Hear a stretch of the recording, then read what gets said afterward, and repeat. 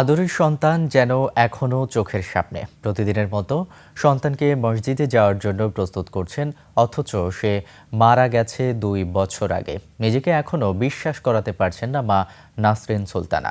বলছি, জুলাই আন্দোলনে সাভারে পুলিশের সাঁজোয়া যান থেকে ফেলে দেয়া শহীদ শিক্ষার্থী আসহাবুল ইয়ামিনের মায়ের কথা। আন্তর্জাতিক অপরাধ ট্রাইব্যুনাল ইয়ামিন হত্যা মামলা চলমান থাকলেও পরিবারের সদস্যরা এখন আর এ বিষয়ে কোনো আগ্রহ দেখাচ্ছেন না। প্রতিনিধি শাহেদ জুয়েলের তথ্য, ছবিতে ইউসুফ হাসান নাইমের রিপোর্ট। মা নাসরিন সুলতানাকে যখন জিজ্ঞেস করা হয় ছেলে ইয়ামিনের স্মৃতির কথা, তিনি উল্টো প্রশ্ন করেন, সে তো বেঁচে আছে, আমি তাকে প্রতিদিনই দেখি। তার এমন জবাবে থমকে যান উপস্থিত সবাই। মায়ের ব্যাকুল হৃদয়ে ইয়ামিন যেন এখনো জীবন্ত।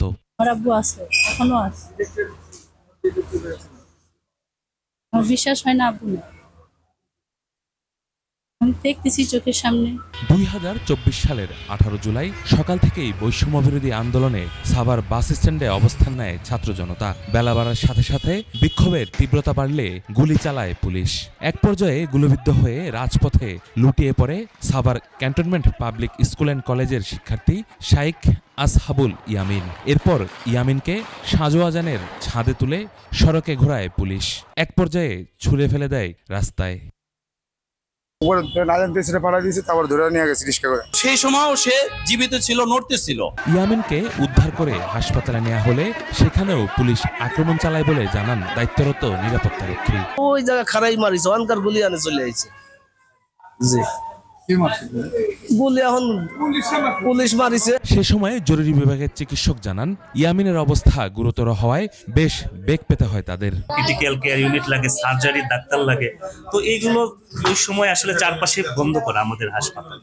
তো ওই সিচুয়েশনে তার জীবন রক্ষার্থে আমরা তাকে বলি যে আপনার পার্শ্ববর্তী এনাম মেডিকেল কলেজ হাসপাতাল ছাড়া এই সিচুয়েশনে ওই সময় তাকে নেওয়ার মতো অবস্থা নাই। এনাম মেডিকেলে নেয়ার পর চিকিৎসক ইয়ামিনকে মৃত ঘোষণা করেন। সাভারের ব্যাংকটাউন কবরস্থানে দাফন করা হয় তাকে। এই ঘটনায় ইয়ামিনের মামা বাদী হয়ে মামলা দায়ের করলেও পরিবারের আপত্তিতে কবর থেকে মরদেহ তোলা সম্ভব হয়নি। পুলিশ সদস্য হোক আর রাজনৈতিক যারাই হোক, সবারটাই আনা হয়েছে। পরিবারের অন্যান্য সদস্যরা মামলার স্বার্থে যেটা দরকার সেটাতে তারা রাজি আছে। এপিসি বের করছে এবং কারা এইটার সাথে যুক্ত, এগুলো সবই আমার মনে হয় যে শুধু তদন্ত করলে এটা জানা যাবে। একজন এরকম করে আমার ছেলে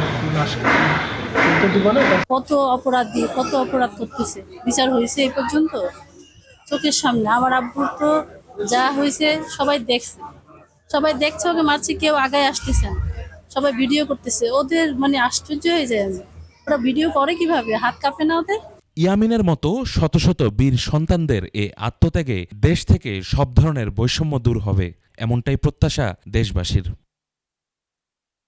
ইউসুফ হাসান নাইম, 21 টেলিভিশন।